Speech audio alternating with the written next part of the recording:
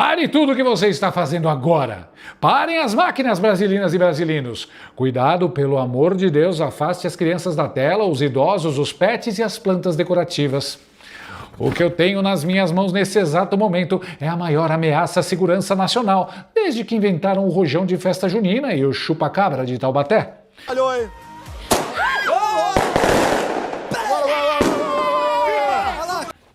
Não é uma ogiva nuclear norte-coreana, não é o plano secreto dos Illuminati com os reptilianos, não é o boleto do IPVA.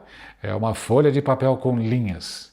Sim, meus amigos, o Brasil entrou oficialmente na era pós-apocalíptica, onde escrever um bilhetinho de "Eu te amo" te transforma automaticamente no Thanos da República, no Darth Vader do Cerrado. Olha a manchete que acabou de estourar na cara da sociedade, deixando os juristas de plantão com um AVC coletivo. Bomba! Moraes proíbe visitas de Flávio a Bolsonaro por 90 dias. E qual foi o crime hediondo, a atrocidade que abalou as estruturas do cosmos? O senador Flávio Bolsonaro cometeu o sacrilégio de ir para o YouTube e ler uma carta. Então vamos lá, eu começo assim, meu pai. Brasília, 11 de julho de 2026. Carta aos brasileiros. Uma carta aos brasileiros, escrita pelo próprio Jair Bolsonaro da prisão domiciliar. Cara, o nível de desespero, o nível de pânico do sistema está tão absurdamente alto que se o Bolsonaro resolver pedir uma pizza de 4 queijos pelo direct do Instagram e o motoboy ler o sabor em voz alta na hora da entrega, o Xandão manda prender o entregador por propaganda de calabresa antecipada e formação de quadrilha de laticínios.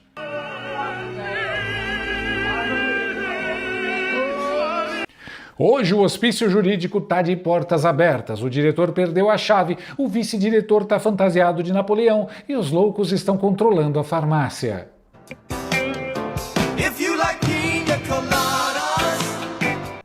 Vamos analisar a gravidade nuclear desse ato terrorista. O Flávio sentou o bumbum na frente da câmera e leu um recado do pai. O texto basicamente dizia: "Apoiem meu filho, ele é meu porta-voz na pré-campanha." Coisa simples, nível cartão de Dia dos Pais de padaria. Mas, na cabeça do topo do judiciário e da esquerda gourmet, aquilo parecia o anúncio do apocalipse de João, misturado com um ataque de mísseis russos. Os caras na esplanada dos ministérios tiveram um piripaque do Chaves em massa. Quer alguma coisa ao Chaves? Bom, não sei, dona Clotilde, mas eu acho que já deu o piripaque. O Lindbergh Farias, que eu honestamente nem sei mais o que está fazendo hoje em dia, se é deputado, se é assessor de torcida organizada ou se vive de luz e polêmica, correu mais rápido que o Papaléguas para chorar as pitangas no tribunal. O cara não é advogado do processo, não é parte de porcaria nenhuma, não foi chamado no churrasco, mas queria o quê? Um biscoito? Uma medalha de honra ao mérito por perturbação do sossego alheio? E o pior é que o tribunal dá corda. Xander Clayson olhou para aquele tweet do Lindbergh e pensou: Filho lendo a cartinha do próprio pai. Isso me cheira a golpe de estado eletivo intergaláctico com ramificações em Marte. E mandou dar 48 horas para a defesa explicar se o presidente Bolsonaro sabia que a carta seria lida. Rapaz, o cara escreve a carta, bota no papel, entrega na mão do filho que é pré-candidato e assina como porta-voz. Você acha que ele achou que a carta ia ser guardada numa gaveta de cuecas velhas ou postada num grupo secreto de crochê no TikTok? É óbvio que ele sabia. É a genialidade jurídica em estado puro. Mas, vamos falar a verdade aqui sem anestesia. O medo real desse povo não é a porcaria da carta. O medo real, o pânico que faz a espinha deles gelar, é que qualquer rabisco do Bolsonaro numa folha amassada de caderno de 10 matérias da Tilibra tem mais engajamento, mais curtida, mais compartilhamento e mais força política do que todos os discursos do atual governo juntos na televisão, com direito ao horário nobre e claque paga. É o pavor absoluto de ver que o velho continua mandando no jogo, ditando o ritmo da dança, mesmo trancado e amordaçado em casa. Jair Bolsonaro está dentro de uma prisão domiciliar, não pode se comunicar, não pode circular, não pode fazer comício, não pode dar entrevista, né? Então, o seu principal cabo eleitoral está quieto, mudo. Na medida que ele fala, que ele tem uma carta de próprio punho, escrita à mão e tal, obviamente tem um simbolismo e isso pesa, né? E tanto isso é verdade que irritou a oposição. A gente, na política, o Cláudio certamente sabe melhor do que eu isso, a gente sabe se um fato político é positivo para um lado quando o outro fica irritado, né? Para você que está aí no 3º ano de Direito, gastando os tubos em mensalidade, lendo doutrina alemã, eu tenho um conselho de amigo. Pega o seu diploma, rasgue em pedacinhos e use para fazer aviãozinho de papel ou filtro de café, porque a jurisprudência atual do Bananil é baseada puramente na doutrina Vozes da Minha Cabeça. Vamos empilhar os absurdos jurídicos dessa decisão maravilhosa de 90 dias de suspensão de visita familiar. É um combo de bizarrices que nem o roteirista de Black Mirror conseguiria bolar depois de tomar 3 energéticos. Absurdo número 1. O Flávio não é só filho ou senador, ele é advogado formalmente constituído no processo. Porra! Tirar o direito do advogado de ver e conversar com o seu cliente é chutar as prerrogativas da advocacia direto para o estratosfera, é revogar o estatuto da OAB com um canetaço. Aliás, cadê a OAB? Alguém viu? A OAB, uma hora dessas, está escondida debaixo da cama de pijama, fingindo que faltou luz, rezando para ninguém marcar o arroba deles nas redes sociais. No máximo, daqui a 2 semanas, vão lançar aquela famosa nota de repúdio morna, escrita em fonte Arial 12, que tem exatamente a mesma utilidade prática de um guarda-chuva de chocolate no meio do deserto do Saara. Absurdo número 2. Chandler Clayson agora acumulou cargos de vez no LinkedIn do poder. Ele quer ser ministro do STF, do TSE, juiz de garantias, delegado e fiscal de linha ao mesmo tempo, batendo escanteio, correndo para a área para cabecear. O processo não é eleitoral, não tem nada a ver com urna, mas ele cismou nas coordenadas da cabeça dele que houve propaganda antecipada e mandou o caso para a PGR, para o Ministério Público Eleitoral. O homem é o Thanos do judiciário brasileiro, só falta estalar os dedos para metade do Código Penal desaparecer. Absurdo número 3. O Bolsonaro está proibido de usar redes sociais de terceiros. Beleza, essa é a regra do jogo deles, mas as redes do Flávio são do Flávio, O direito de escrever uma carta é garantido por tratados internacionais a qualquer preso no planeta Terra, desde o chefe do PCC até o cidadão comum que roubou galinha. Mas parece que o sobrenome Bolsonaro anula automaticamente os direitos humanos básicos na hora de assinar o despacho. É o direito penal do inimigo com upgrade e passe de temporada. Agora, puxa a fita comigo, vamos fazer aquela viagem nostálgica no tempo, porque a memória do eleitor brasileiro médio costuma durar menos que a bateria de um iPhone 6 viciado no frio. Voltemos para o ano mágico de 2018.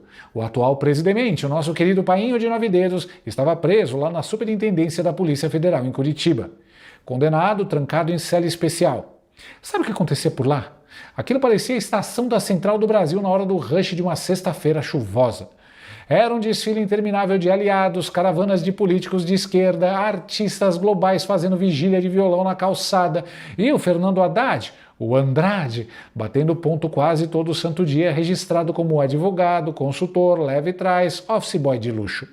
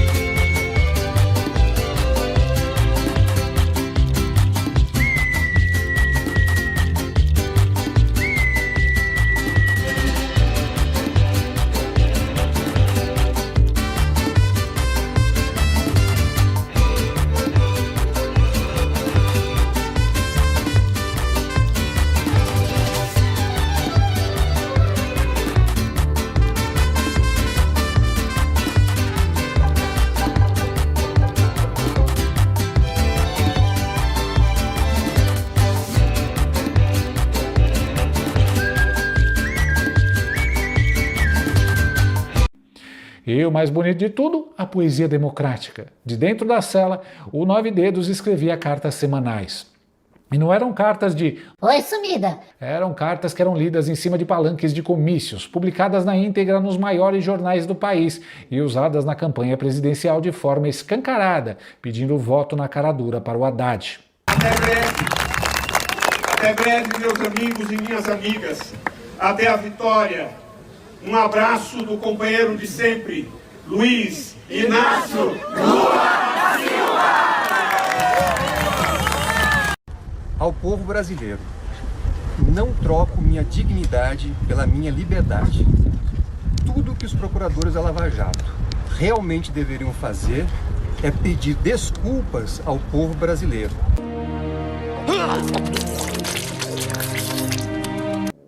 Viram só? Ele deu entrevista para o El País, para a Folha de São Paulo, gravou declarações que rodaram o mundo todo de dentro da cadeia. E sabe o que aconteceu com ele ou com o Haddad na época? Nada. Zero. Nenhuma mísera multa de trânsito por propaganda antecipada ou interferência política. Naquela época, o veredito unânime dos iluminados era de que aquilo era o exercício sagrado e inalienável da liberdade de expressão do preso político. Mas agora, se o Flávio Bolsonaro lê um papel dizendo "estou apoiando meu filho", o veredito do Olímpio é o isolamento familiar compulsório por 3 meses. É a nova física quântica jurídica brasileira.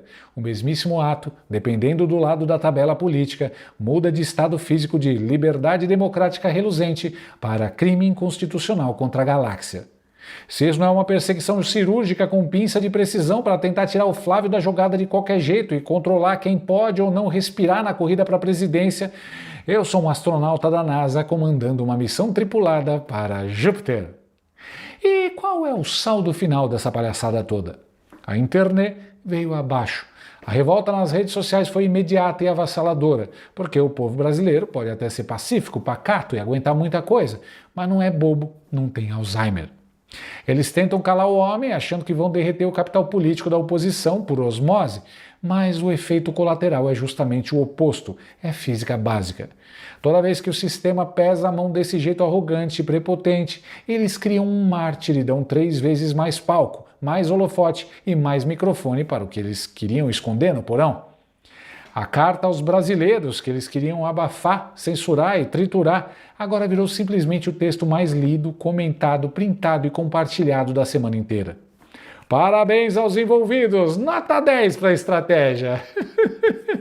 Conseguiram fazer um marketing perfeito e orgânico da pré-candidatura do Flávio de graça, sem gastar um centavo de fundo partidário. Eles querem um calado, o outro invisível e o resto da população com medo de tuitar. Mas a verdade continua escapando pelas frestas de qualquer cela, de qualquer tornozeleira eletrônica ou de qualquer canetada de ministro. Fiquem espertos, meus amiguinhos, porque o circo não vai parar por aqui. O picadeiro tá pegando fogo e eu vou trazer cada desdobramento dessa bizarrice jurídica para vocês. Moral da história?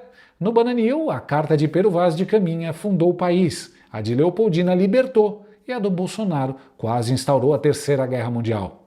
Da próxima vez, manda um áudio de 2 vezes na velocidade, que dá menos problema com Chanderleia. Fui. Usa Brasileiras. Entre no site e saiba como adquirir o seu modelo exclusivo. Para mulheres de bom gosto e que são femininas.